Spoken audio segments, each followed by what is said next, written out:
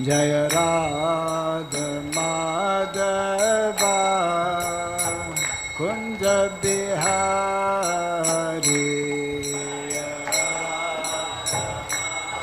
Madhava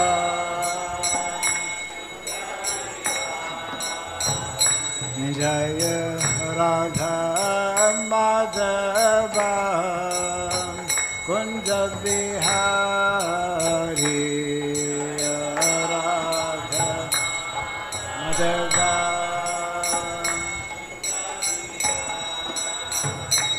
Jaya Gopi Jana Vallabha Girivara Dhari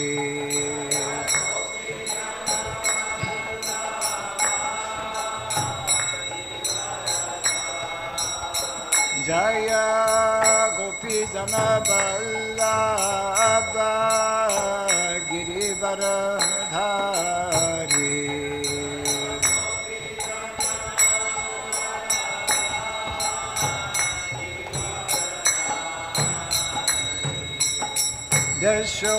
Yashodanandana Vrajadanarandana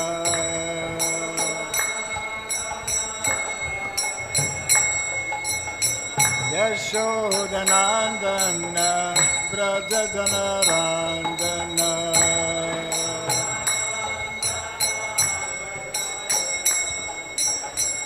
Jamuna Tira Vanam Chari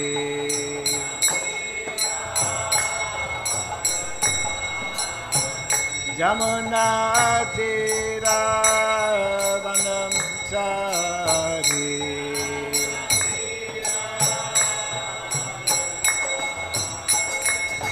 Jaya Radha Madhava Kunja Bihari Madhava Jaya Radha Madhava Kunja Bihari Madhava Jaya Gopi Jana Vallabha Girivara Dhari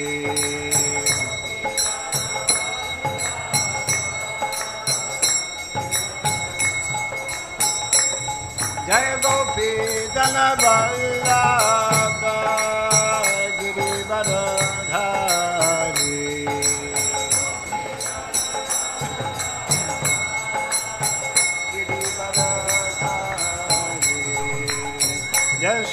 Yashodanandana Vrajadanarandana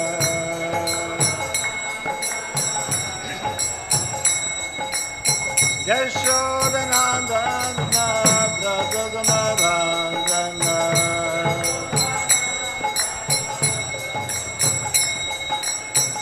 Jamuna Tira Vanachari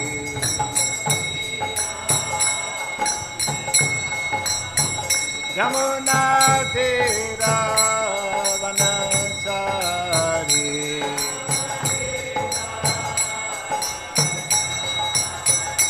Jaya Radha Madhava Kunja Bihari Madhava Jaya Radha Madhava Kunja Bihari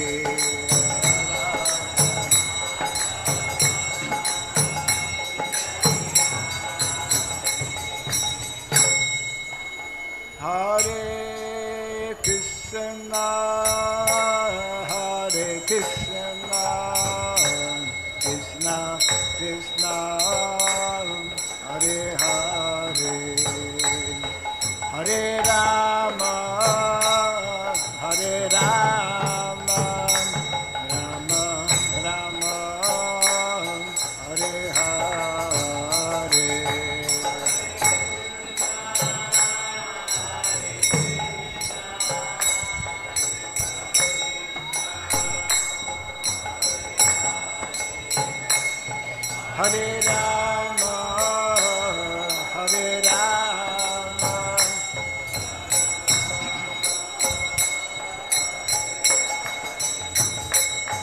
Hare Krishna, Hare Krishna, Krishna Krishna, Hare Hare, Hare Rama, Hare Rama, Rama Rama, Hare Hare.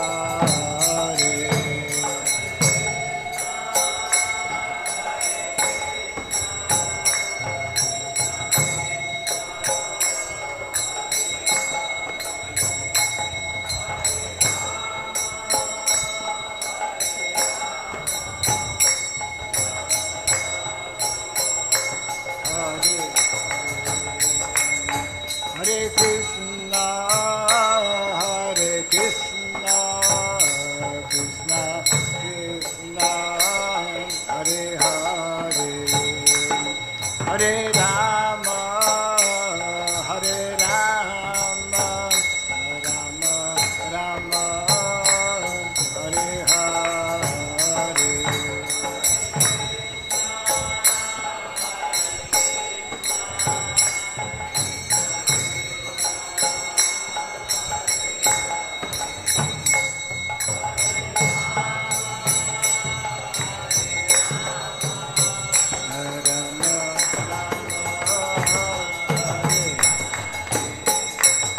Hare Krishna, Hare Krishna, Krishna Krishna, Hare Hare, Hare Rama, Hare Rama, Rama Rama, Hare Hare.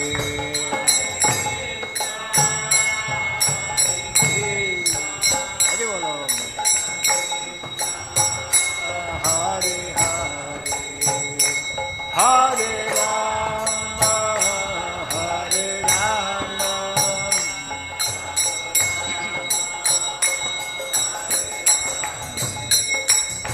Hare Krishna, Hare Krishna, Krishna Krishna, Hare Hare, Hare Rama, Hare Rama, Rama Rama, Hare Hare.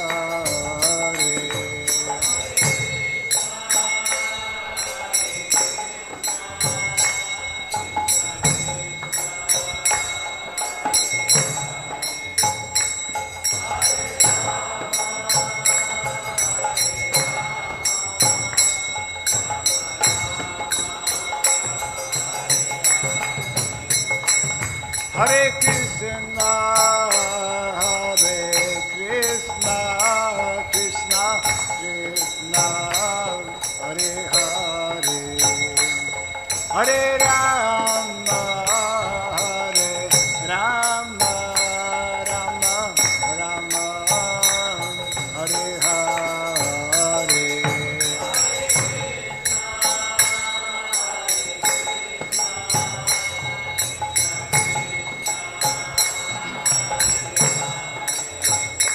Hare Rama, Hare Rama,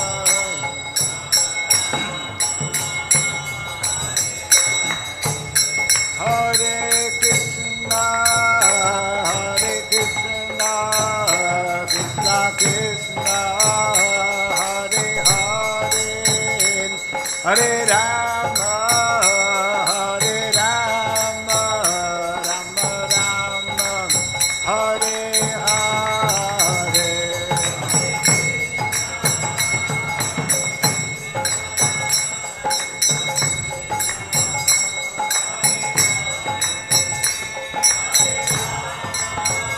Hare Rama, Rama Rama, Hare Krishna, Hare Krishna, Krishna Krishna, Hare Hare, Hare Rama, Hare Rama,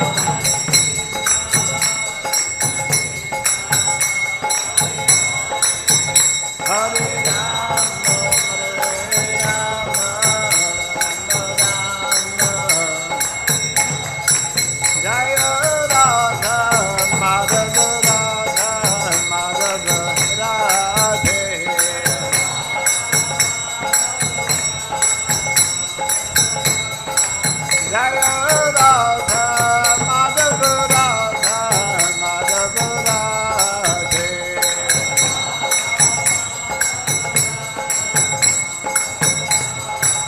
Jaya Prabhupada, Jaya Prabhupada, Prabhupada, Jaya Prabhupada.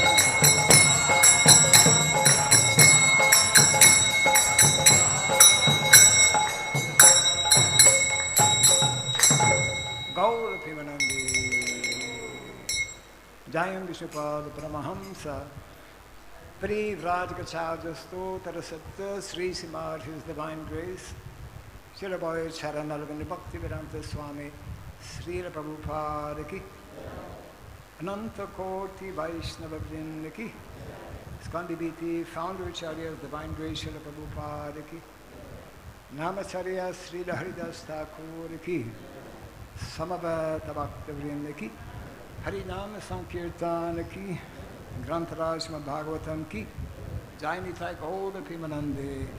All glories to the assembled devotees, all glories to the assembled devotees, all glories to the assembled devotees, all glories to Sri Guru and to Sri Gauranga, all glories to Srila Prabhupada.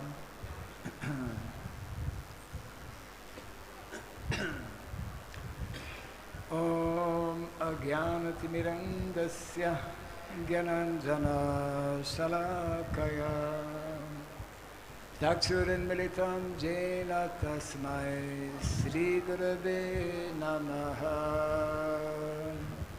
Sri Chaitanya Manobhistam Stapitam Jena Bhutale Swayam Rupa Kadamahyam Dadati Swapadantikam Vandeham Sri Guru Sri Jita Parakamalam Sri Gurun Vaisnavam Sya Sri Rupam Sagrajatam Sahagana Raghunatam Vitam Tvam Sajivam Sadvaitam Sagadutam Parijana Sahitam Krishna Chaitanya Devam Sri Radha Krishna Padam Sahagana Lalita Sri Vishakanvitam Scha Hai Krishna Karuna Sindhu Dinabandhu Jagatpate Gopisha Gopika Kanta Radha Kanta Namastute Taptakansana Gaurangi Radhe Vrindavaneshwari Vrishabhanu Suti Devi Tanamami Hare Priye Vanchakalpa Tarubhyascha Kripa Sindhu Vyayevacha Patitanam Pavanebhyo Vaishnavebhyo Namo Namaha Narayanam Namaskritya Naram Chaiva Narottamam Devim Sarasatim Vyasam Tato Jayamudiraye. Before reciting the Srimad Bhagavatam, which is our very means of conquest, let us first offer our respectful obeisances unto Narayana, the Supreme Personality of Godhead, unto Narayana Rishi, the supermost human being, unto Mother Saraswati, the goddess of learning, and unto Srila Vyasadeva, the author. Nasta prayesha bhadreshu Nityam Bhagavata Sevaya Bhagavati Tamashloke Bhakti Bhavati Naistiki. By regularly hearing the Srimad Bhagavatam and by rendering a service unto the pure devotee. all that is troublesome within the heart becomes destroyed or practically to nil, and loving devotional service unto the Supreme Lord, who is praised with transcendental songs, becomes established as an irrevocable fact. Idam Bhagavatam nāma Puranam Brahmasamitam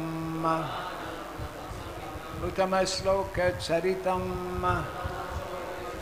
Chakara Bhagavan Rishi Nishreyasaya Lokasya Dhanyam Swastyayanam Mahat. This Srimad Bhagavatam, known as the Grantaraj, the king of all Vedic literatures, is the literary incarnation of God. It is compiled by the incarnation of God as Srila Vyasadeva. It is meant for the ultimate good of all people. It is all successful, all blissful, and all perfect. Sri Krishna Chaitanya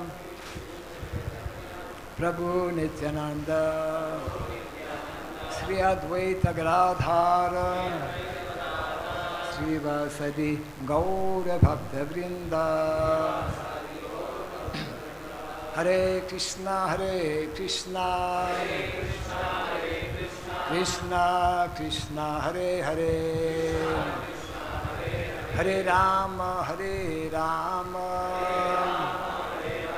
Rama Rama, Hare Hare. Om Namo Bhagavate Vasudevaya. Om Namo Bhagavate Vasudevaya. Om Namo Bhagavate Vasudevaya.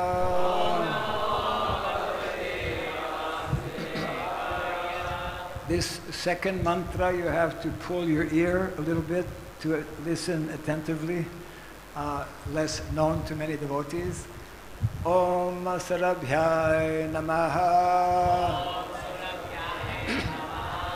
Om Sarabhyai Namaha.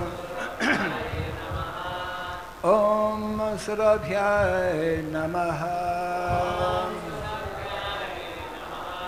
Mukham karoti vasalam pangum langayate girim yatkripat mahabande Sri Gurum Dinataranam.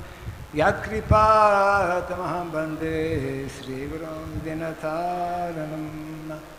Hare Krishna. Welcome everyone to the morning Bhagavatam class. Congratulations to all of you who are here. And whoever might be out there in the ether somewhere. So we are reading from the third canto of the Srimad Bhagavatam, chapter 5, text 25, right? 25. Huh? 23. 3. Okay. 25. Okay.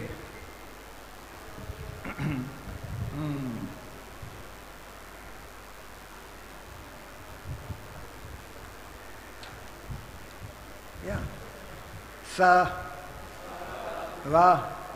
Etasya saṁdraṣṭuḥ śaktiḥ sad-asad-ātmikā māyā nāma mahā-bhāga yayedaṁ nirmame vibhuḥ sava etasya saṁdraṣṭuḥ śaktiḥ sad-asad-ātmikā māyā nāma mahā-bhāga yayedaṁ nirmame vibhuḥ sava etasya saṁdraṣṭuḥ śaktiḥ sad-asad-ātmikā, māyā nāma mahā-bhāga, yayedaṁ nirmame vibhuḥ, sava etasya saṁdraṣṭuḥ, śaktiḥ sad-asad-ātmikā, māyā nāma mahā-bhāga, yayedaṁ nirmame vibhuḥ.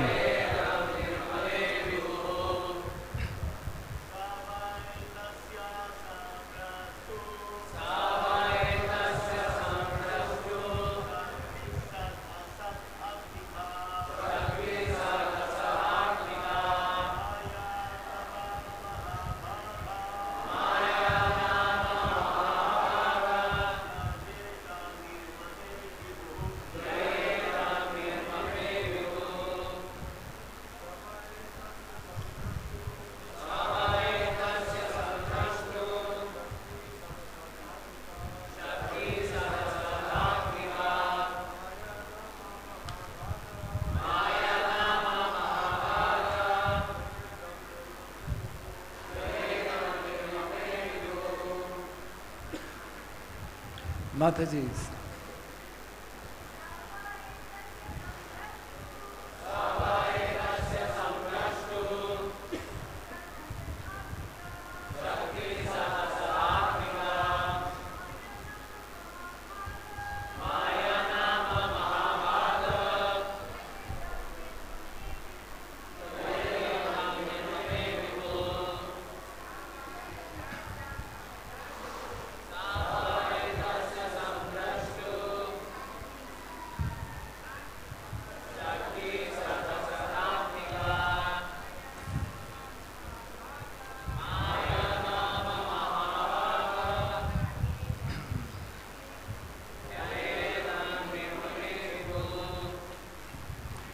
Sat, that external energy, Va, is either etasya, of the Lord, saṁdraṣṭuḥ, of the perfect seer, śaktiḥ, energy, sat-asat-ātmikā, as both the cause and the effect. Māyā nāma, called by the name Māyā.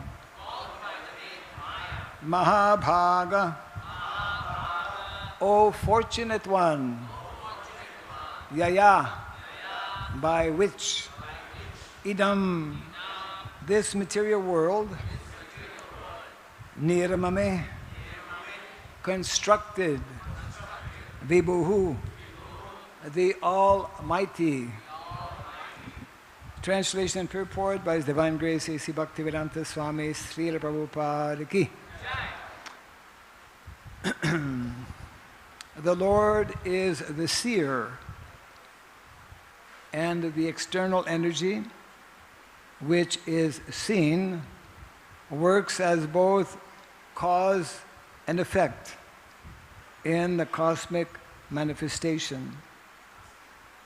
O gently fortunate Vidura, this external energy is known as māyā, or illusion, and through her agency only is the entire material manifestation made possible. Kindly repeat after me. The Lord is the seer, and the external energy, which is seen, works as both cause and effect in the cosmic manifestation. O greatly fortunate Vidura, this external energy is known as Māyā, or illusion. And through her agency only is the entire material manifestation made possible. Purport. The material nature, known as Maya, is both the material and efficient cause of the cosmos.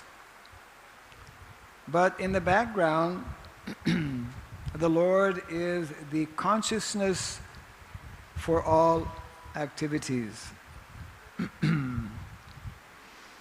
As in the individual body, the consciousness is the source of all energies of the body, so the supreme consciousness of the Lord is the source of all energies in material nature. This is confirmed in Bhagavad Gita 9:10 as follows: Māyā dakshena prakriti suyate sacharacharam hetu nanena kaunteya jagat viparivartate. Translation: throughout all the energies of material nature, there is the hand of the Supreme Lord as the final superintendent. Due to this supreme cause only, the activities of material nature appear planned and systematic, and all things regularly evolve. Translation again: the Lord is a seer, and the external energy which is seen works as both cause and effect in the cosmic manifestation. O gently fortunate Vidura, this external energy is known as Māyā, or illusion, and through her agency only is the entire material manifestation made possible.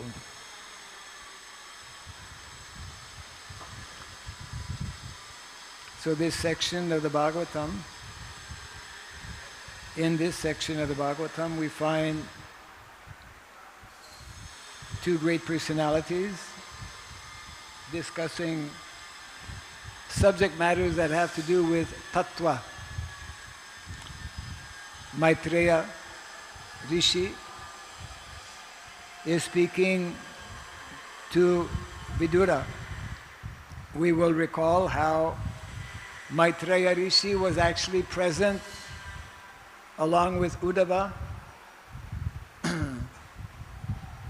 when Krishna was about to leave the planet, and therefore the Lord, because Uddhava was very intimate, very close to the Lord, Uddhava received very confidential knowledge. Krishna was explaining actually that the same knowledge he had revealed, or that he reveals whenever there is a creation, the same knowledge he had revealed to Lord Brahma, he was confirming that same confidential knowledge with Vidura, with Uddhava. And of course, Maitreya being there, he also received this same knowledge, and now he is imparting this knowledge. So the subject matter, of course, is dealing with this material energy. One of the very interesting subject matter, of course, subject of tattva. Unless we know about tattva, we will remain lost in this material world of illusion. So we are being introduced to the world of Maya, which is very bewildering, especially for those who are not devotees. It's even bewildering at times for devotees. Maya, here it is explained, is simultaneously seen as the cause and effect. And that's why so-called scientists and intellectuals who are generally not devotees, they end up bringing forth so many different theories about the creation of this world and how this world is functioning, etc. So just a few for those who were present, who've been following this particular chapter. Maitreya is actually entering into more detailed explanation of what is called the Chatur Shloki. The Bhagavatam actually has 4 essential verses, just like the Bhagavad Gita also in the 10th chapter. And it's interesting because in the Bhagavad Gita, the first of those 4 begins also with the word aham. And of course, for anyone who knows Sanskrit or who has attended classes on Bhagavad, we don't need to know Sanskrit too much, but aham means I. Krishna uses that word extensively in the Bhagavad Gita. Sri Bhagavan Uvacha, and then aham. In this way he's explaining the whole philosophy of Krishna consciousness, which can only be understood by personalities like Uddhava, or by personalities like Lord Brahma, and anyone who is fortunate to receive that knowledge through such personalities.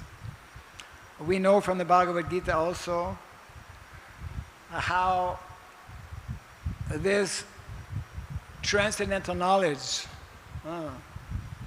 that is referred to in the 9th chapter as the king of knowledge, Raja Vidya, Raja Guhyam, is very, very Guhyam, very confidential.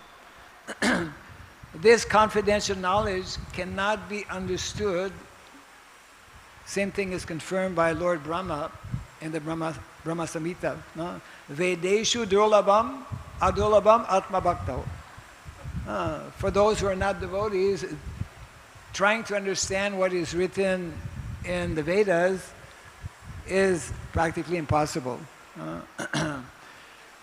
Which means that actually unless we know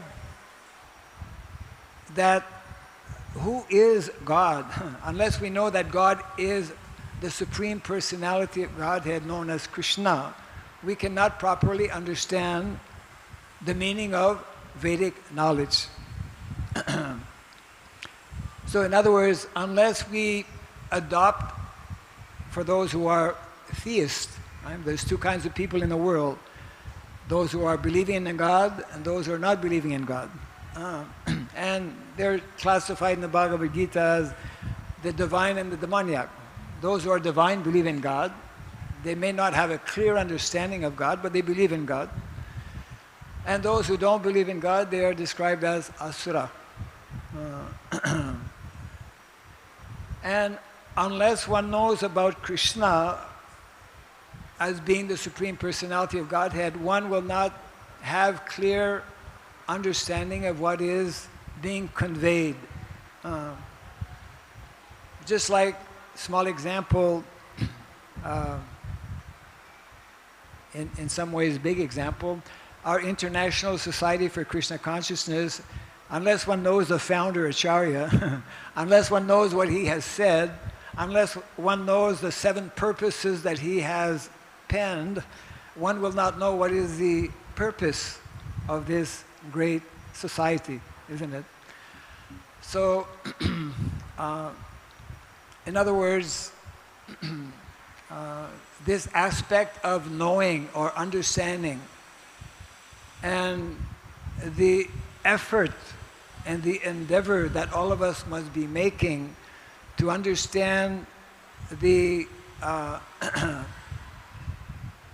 very instructions that have been given originally by that Supreme Personality of Godhead, which is then afterwards transmitted in Guru Parampara, then we will not actually be successful in executing our actual purpose of life. So the subject matter, this is referred to here, of course, Prakriti. Prakriti, material nature, is one of the different energies of the Lord. In the Dasamula Tattva of Srila Bhaktivinoda Thakur, which is a very important writing by Srila Bhaktivinoda Thakur, these subject matters are covered very extensively.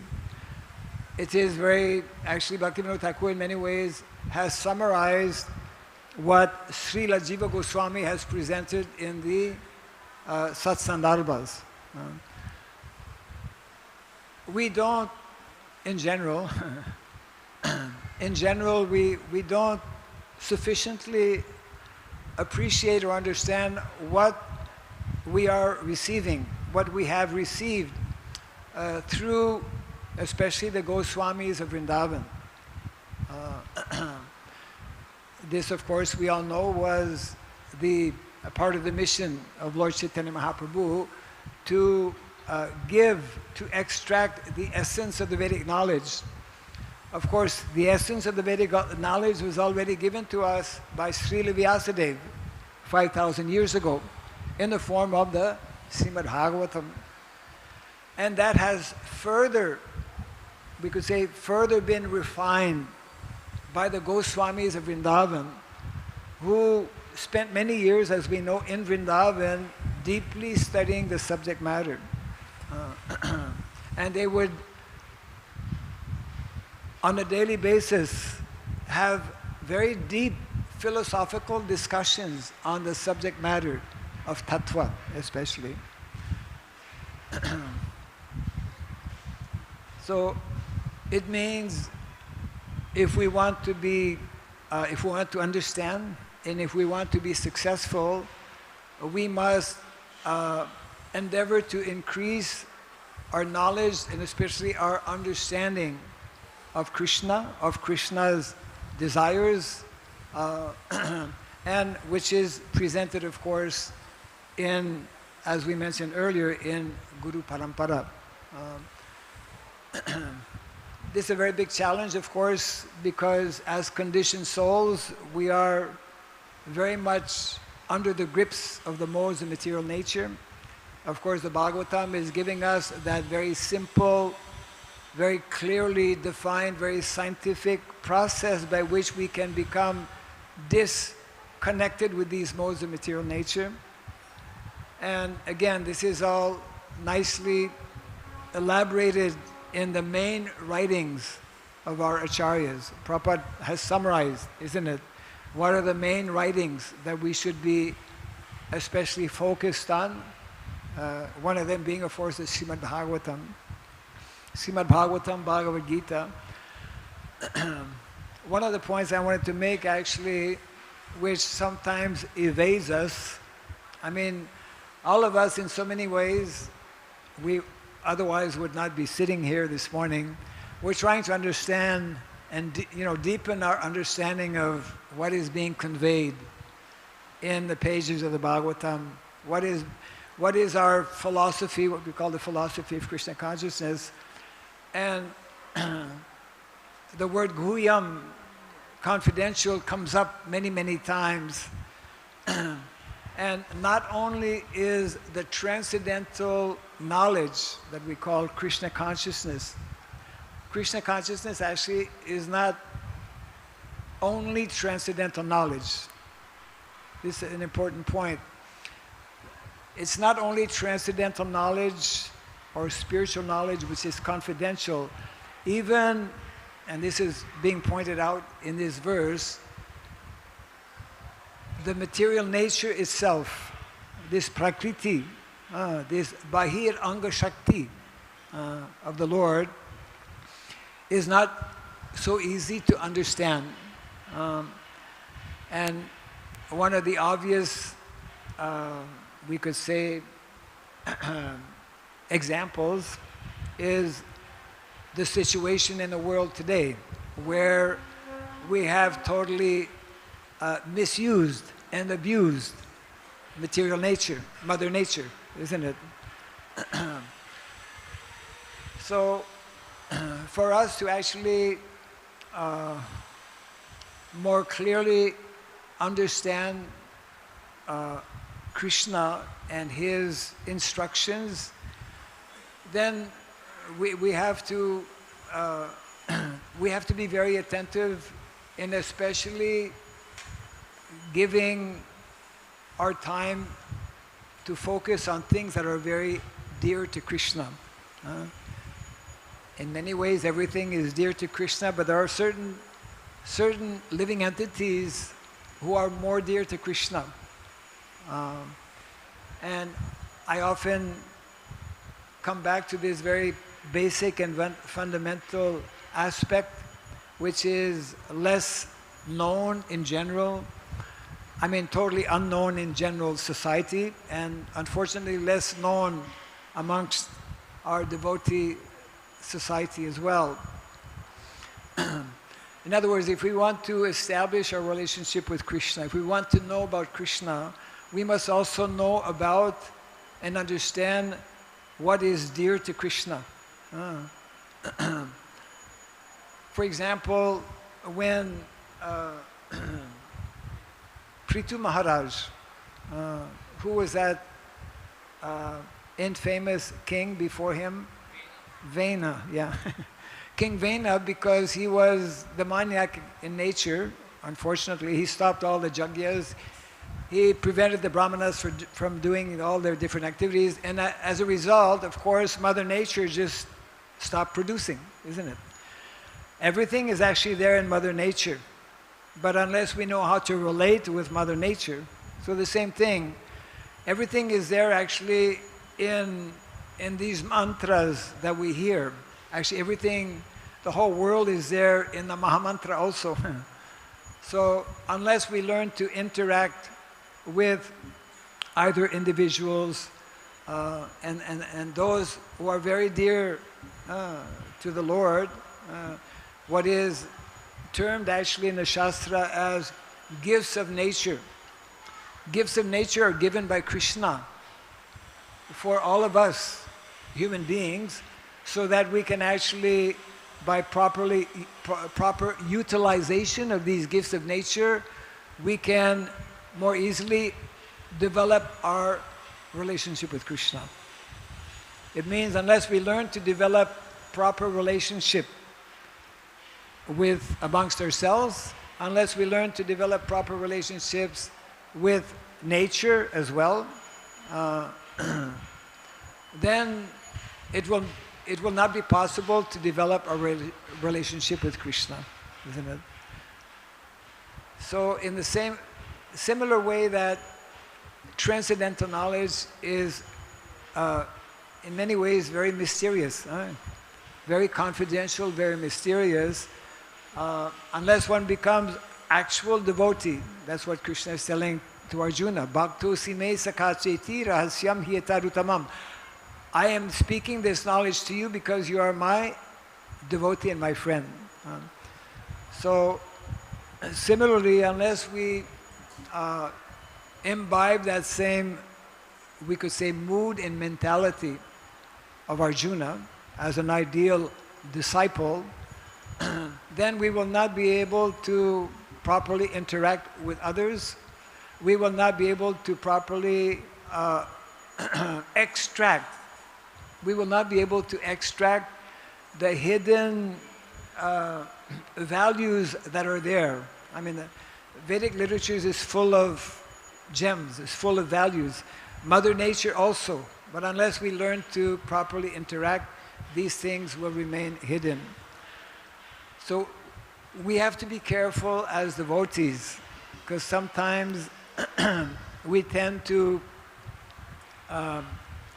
should I say it, we tend to sometimes be overly spiritual and neglect the material aspect, which is Krishna's energy. the more we understand is Krishna's energy, then we should be careful not to in any way destroy or abuse the energy of Krishna. Because we're here in the material world, we have to constantly try and find this balance, actually. This is, the science of tattva is very closely connected with the science of dharma. And of course, all of us as devotees, we have taken up the process of Krishna consciousness because of Srila Prabhupada's very clear presentation of what is dharma. Our real purpose of life actually is to live according to the principles of what we call Sanatana Dharma. And these principles of Sanatana Dharma are of course especially found in the pages of Bhagavad Gita, Srimad Bhagavatam, but they are at these two levels. The level of bhakti, pure bhakti, spirituality, and also at the level of this material world, this material energy that we call nature. And there's a beautiful statement, I'll end on this. This clock is somewhat small, they should try to get a bigger clock. Both clocks. Both clocks are small. Of course, they can solve the problem by putting one on the table here. There is? Oh, there is. My God. Okay. It's on the wrong side. Yeah. So this is part of our challenge.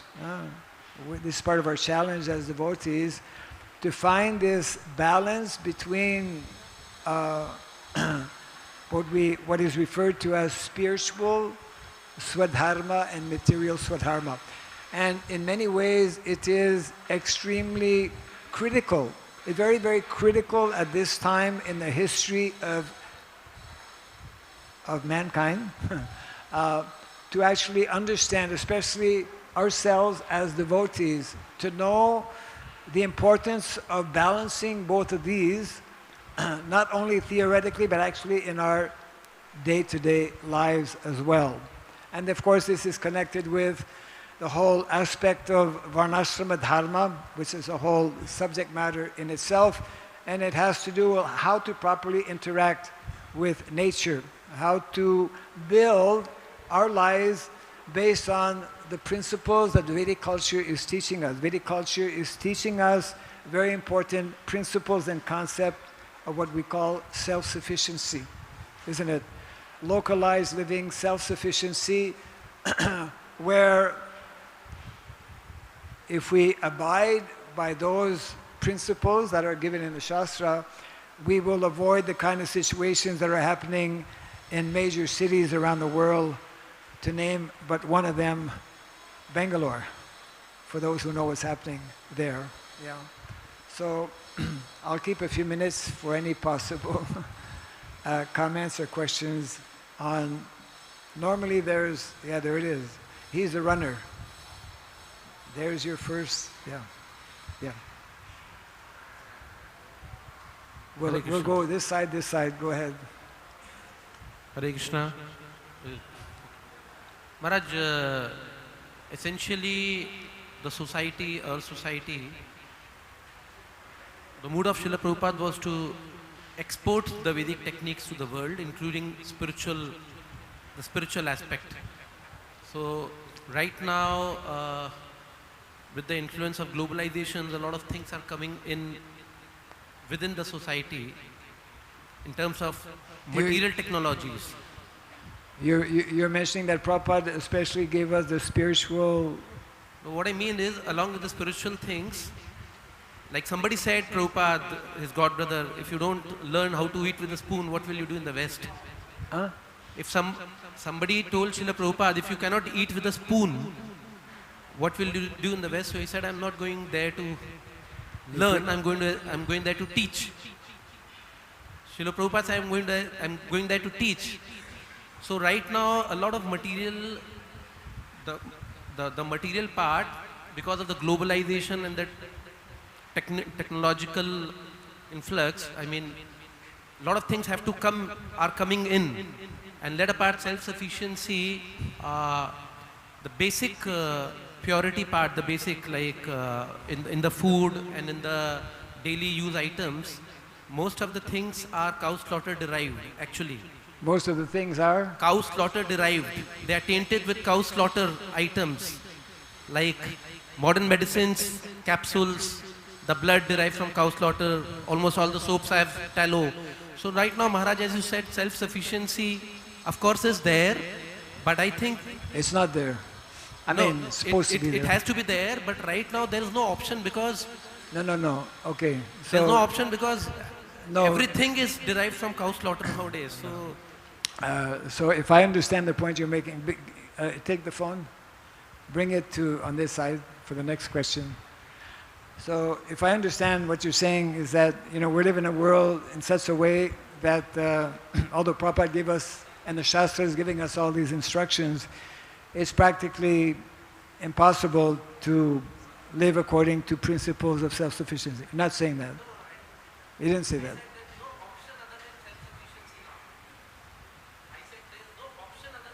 Oh, there's no option other than self-sufficiency. Okay, correct. Yes, absolutely.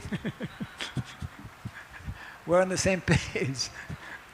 Yes, but then how to do that, that's the big question. Yes? Hare Krishna Maharaj. Yes. So happy to have you here in Mayapur Dham. Hare Krishna. Thank you for giving us your mercy. If cement industry,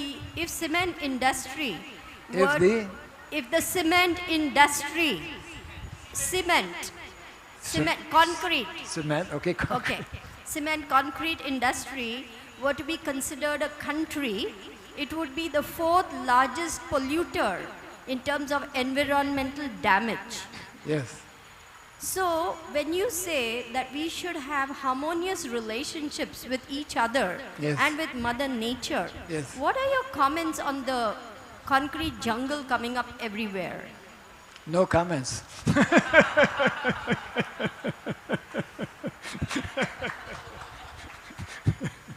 It's obvious.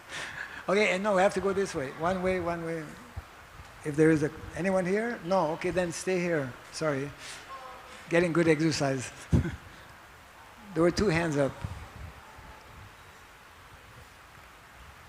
Hare Krishna Maharaj, please accept my humble obeisances. Thank you for the wonderful lecture.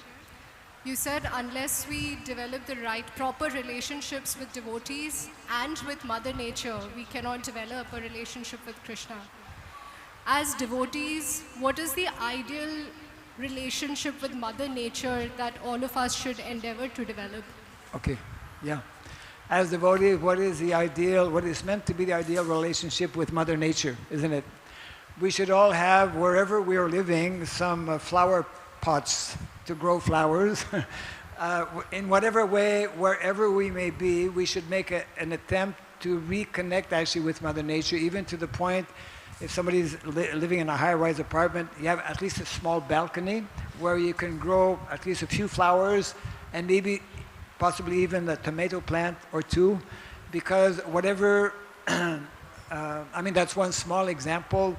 We should connect with communities or go to the villages for preaching purposes or just to know what's going on, because most of our villages, unfortunately, are becoming more and more modernized and urbanized, etc. And in different ways, we need to reconnect not only with, when we say Mother Nature, we also mean actually the cows, because these are the three gifts of nature that are described in the Shastra: cows, land, and cultivation of knowledge, which means Krishna consciousness. If we focus on these three, Krishna will give us the Dami Buddhi Yogam Tam, the right intelligence, how we can do more and more like this. Very brief, but yeah, it's 9 o'clock. Hare Krishna. Jai Grantaraj Srimad Bhagavatam ki. Okay.